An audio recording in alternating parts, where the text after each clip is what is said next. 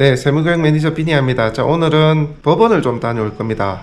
왜 가느냐 하면 저희가 얼마 전에 낙찰받은 물건, 그거를 재판 기록을 좀 확인해 봐야 되거든요. 이 재판 기록이라는 것은 경매가 진행되면서 해당 물건에 대해서 관련된 이해관계인의 이제 정보들이 들어있거든요. 현재 저희가 낙찰받은 이 물건이 소유자 및 점유자가 현재 점유를 하고 있지 않은 상태입니다. 그래서 이 점유자, 아마 소유자로 보여지는데요. 자, 이분의 연락처나 거주지를 좀 확인하기 위해서 재판 기록을 열람을 해보는 겁니다. 이 재판 기록은 낙찰자가 되면 해당 재판 기록을 열람할 수 있는 권한이 생기는데요. 저희가 이제 대리로 낙찰을 받았기 때문에 대리인으로서 위임장을 받아가지고 재판 기록을 한번 보려고 합니다. 그 안에 정보가 있는 경우도 있고요. 그러니까 소유 점유자의 휴대폰 번호나 실제 살고 있는 주소지가 확인이 되는 경우도 있고 그렇지 않은 경우도 있습니다. 이 정보를 좀 찾을 수 있으면 저희가 전화를 해서 점유 부분, 인도를 언제 할 거냐 그런 내용들로 한번 대화를 해보려고 하거든요. 물론 현재는 잔금을 내기 전이니까 최대한 정중하게 의사를 물어보긴 할 겁니다. 잔금을 내고 나면 당연히 권리자로서 요구를 할 것이고요. 인도명령 신청하고 그렇게 할 겁니다. 다만 지금은 낙찰자의 입장이기 때문에 혹여라도 연락처를 알게 되더라도 최대한 정중하게 물어봐야 되겠죠. 그게 예의겠죠, 그죠? 네, 그렇게 지금 해야 되고 입찰 후에 낙찰 뒤에 그 경매 과정에 대해서 좀 말씀드리면 일단 낙찰되면 2주 동안 매각 허가 결정, 매각 확정 이 과정을 거치게 됩니다. 이 경매 진행 상황이 문제가 없었는지 이해관계인의 이의가 있는지 없는지 확인하는 기간이거든요. 그리고 나면 법원에서 낙찰자에게 매각 대금 잔금을 납부해라 라고 통지서 등기가 날아갑니다. 한 2, 3일 걸리겠죠. 그러고 나면 낙찰자는 그 서류를 가지고 법원에 가서 잔금을 내게 됩니다. 그 기간이 아마 한 달 정도 주거든요. 그렇게 사이클이 진행이 되고 낙찰이 되고 나면 이 낙찰자는 인도명령 대상자의 점유자에 대해 인도명령 신청을 할 수 있고요. 그러면서 이제 인도 협상을 하게 되는 겁니다.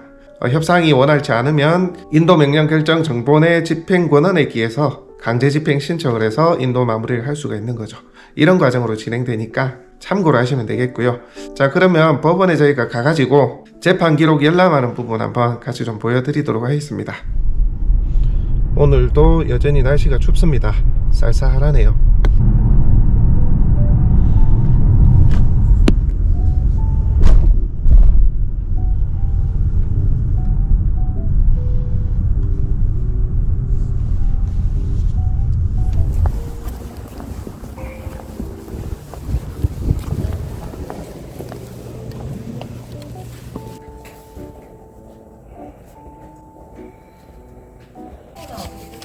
네? 일단은 문제가 생기잖아요, 항상.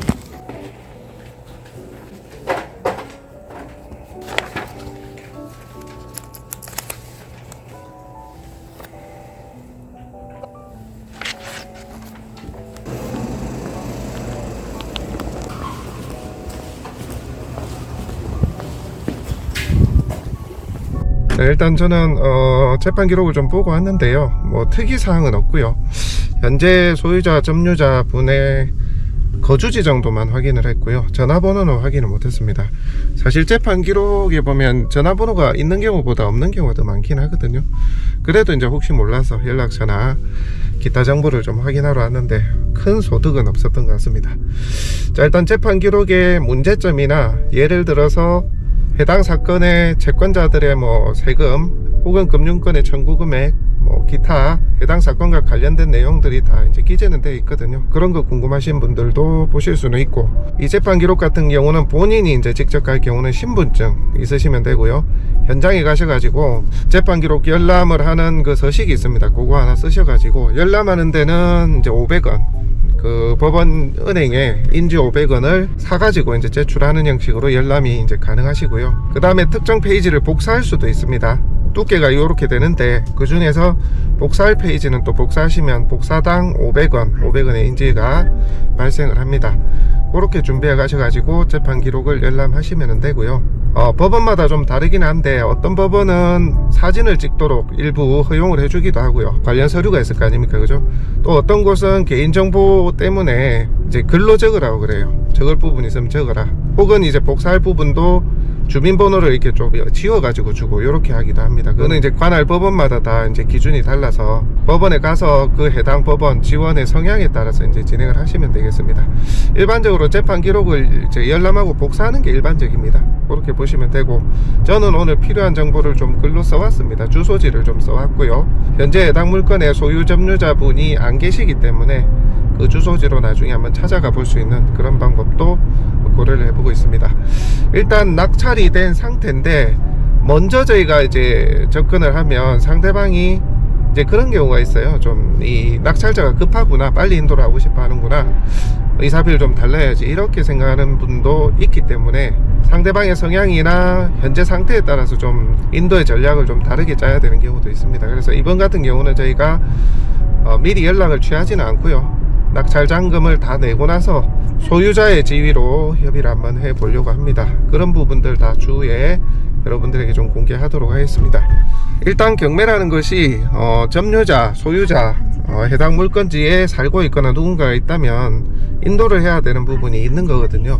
근데 그게 대항력이 없다면, 즉 다시 말해서 경매정보지에 빨갛게 찍힌 게 없다면 사실상 본인이 끝까지 점유하고자 한다고 해서 점유가 되는 건 아니거든요. 최후의 수단으로 이제 집행을 할 수도 있기 때문에 결국 낙찰자가 우위에 있는 상황이 됩니다. 그래서 초보라도 그런 방식과 순서에 따라, 절차에 따라서만 진행을 하시면 충분히 인도가 가능하다, 그렇게 좀 생각을 하시면 되겠습니다. 어려운 거 아니니까요. 그리고 여러분들 그런 생각을 좀 하시는 경우가 많아요. 상대방이 이제 어려워서 이제 인도에 응해야 되는 그런 상황인데, 상대방의 여건이나 입장을 생각하니까 괜히 내가 잘못한 것도 없는데 미안한 부분이 있는 거죠. 그런 생각을 하시는 분들도 계시더라고요.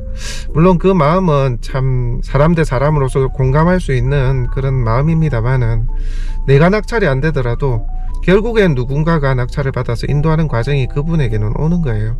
안타깝지만 그 과정은 부득이 진행이 돼야 되는 상황이고요. 또 사실 그 소유자분이나 채무자분의 상황이 또 낙찰자가 만든 상황은 아니잖아요. 그 원인이 낙찰자에게 있는 건 아니기 때문에 낙찰되시고 인도하실 때, 잔금 내고 인도하실 때 그런 생각을 굳이 이제 가지실 필요는 없을 것 같아요. 사실 뭐 상황이 어렵고 하시니까 내가 좋은 마음으로 선의를 베풀라 해도 이게 좋게 협의가 되는 것보다는 사실은 그걸 더 좀 나쁘게 말하면 이용을 한다 그럴까요? 그렇게 해서 비용을 더 요구하기도 하고 순순히 인도에 응해주지 않기도 하고 뭐 그런 경우가 상당히 많아요. 그래서 요거는 안타까운 마음은 들되 어떤 선의나 상대방의 입장을 다 이해하고 베푸는 쪽으로 그렇게 인도를 하시는 것보다 적법하게 정해진 절차대로 진행을 하시면 되지 않을까 싶습니다.